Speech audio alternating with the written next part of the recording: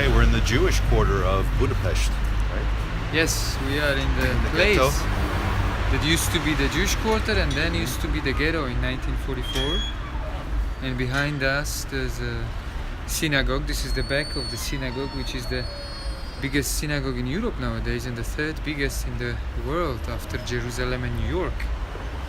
And it's in a very unusual style. From this side you can see the dome, and from the other side, from the front, it's very colorful and with the two towers almost looking like a minarets, which is also quite unusual. And this is a Moorish style influenced by the Northern African. See it right in the corner there. We'll have to get a separate shot of that, but yeah, very unusual style. You don't see synagogues with that type of Moorish. Very unusual style and very special place. A lot of cafes, a lot of student life nowadays here. Right. Now this was a ghetto for 2 months. It was a ghetto just for 2 months. Was also quite unusual because in 1944 it happened at the end of the war when Hungarians stopped, let's say, to cooperate with Nazis, or rather this time when they had a treaty with the Nazis ended. So most of the European ghettos were in 41, 42, 43. And this was a controversial. It was a controversial, like time in many history other.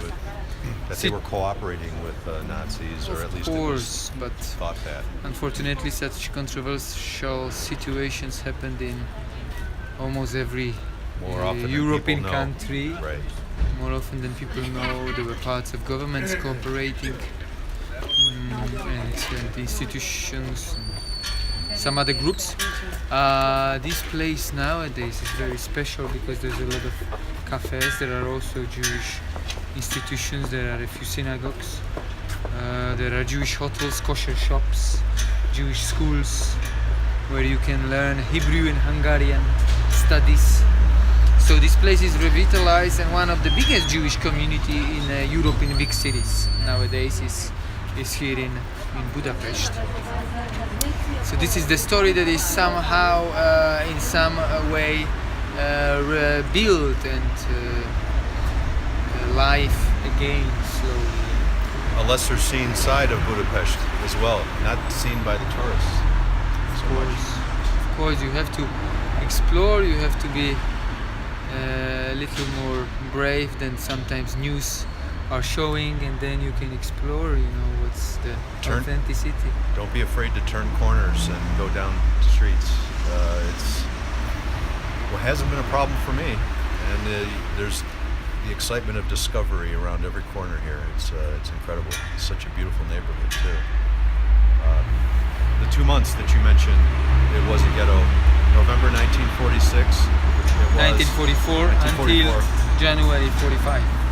Right. And then Soviet army, of course, liberated this place, but liberation became for all Hungarians, including Hungarian Jews that survived occupation.